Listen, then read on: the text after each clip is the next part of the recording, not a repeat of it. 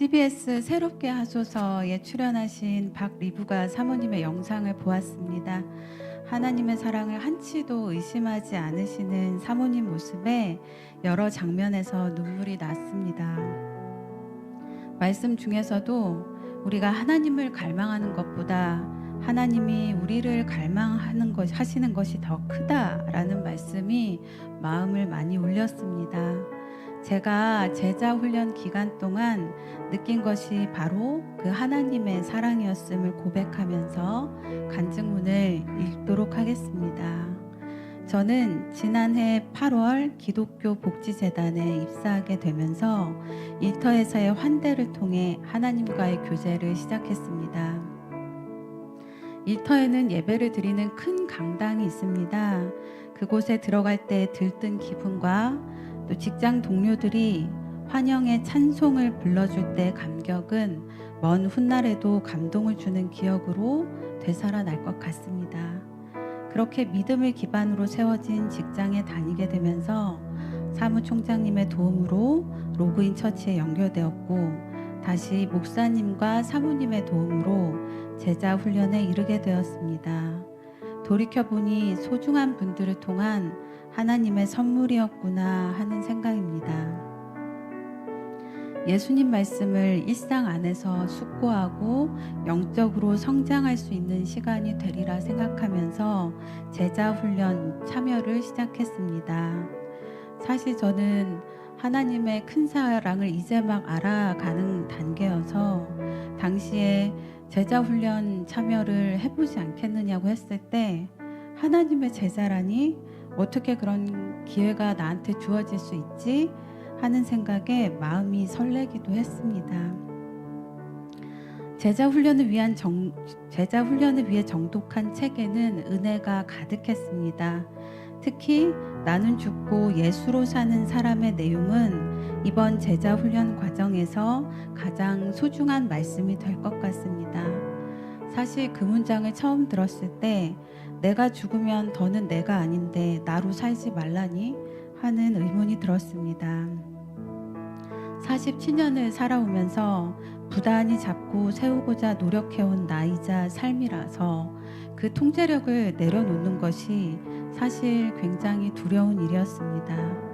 그러나 말씀을 공동체와 함께 숙고하고 나누면서 세상의 논리 위에 집을 지어온 존재가 저임을 깨달았습니다. 그리고 그 문장은 알게 모르게 죄를 짓는 나를 버리고 하나님을 온전히 받아들이고 하나님의 말씀과 마음으로 살게 해주는 문장임을 알았습니다. 나를 죽이고 하나님과 대화하며 사는 삶을 일깨우시니 지금과는 다른 새로운 길이 열리고 마음의 평안과 앞으로 나아갈 힘을 얻었습니다. 이제 저는 마음이 어려워지는 일에 맞닥뜨릴 때 내게 발생한 일이 어떤 일인지 또 어떤 의미인지 하나님께 답을 구하는 노력을 하게 되었습니다. 기도를 통해 교만으로 얼룩지고 타인에 대한 배려 없는 이기적인 나를 많이도 발견했습니다. 그와 동시에 하나님이 주신 말씀을 행동으로 옮기는 제자로 살아가야지 하는 마음도 커졌습니다. 이제 제자 훈련 12주를 지나 스스로 바뀐 점들을 생각해 봅니다. 아침에 눈을 떠 출근을 하고 일상을 살아가는 소소한 많은 일들이 경탄으로 바뀌었습니다. 복음을 받는 자로서 마음 충만한 시간을 살 수 있음에 얼마나 감사한지 모르겠습니다. 그러나 하나님께서 더 큰 선물을 주셨으니 제자 훈련의 기회를 통해서 저는 이제 좀 더 성도로서의 책임감을 생각하게 되었습니다. 복음을 받는 자에서 복음을 전하는 자로 저의 정체성을 다시 짓는 중에 있습니다. 참 감사한 일입니다. 마지막으로 12주간 진실된 나눔과 서로에 대한 따뜻한 눈길로 다른 채도의 믿음, 소망, 사랑을 경험케 해주신 제자훈련 공동체에 감사드립니다. 우리 공동체의 관계로부터 하나님의 사랑과 강한 연합을 경험할 수 있었습니다. 12주간의 관계는 훗날 만날 새로운 동력자들과의 관계로 그 사랑이 흘러갈 것임을 믿습니다. 하나님이 제게 사랑을 주셨습니다.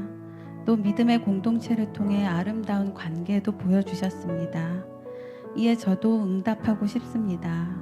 하나님의 말씀과 그 나라를 전하고 구현하는 데에 쓰임을 받고 싶음을 조심스럽지만 마음을 다해 말해봅니다.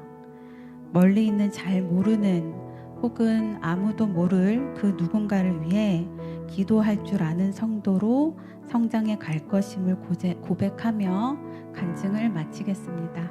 감사합니다.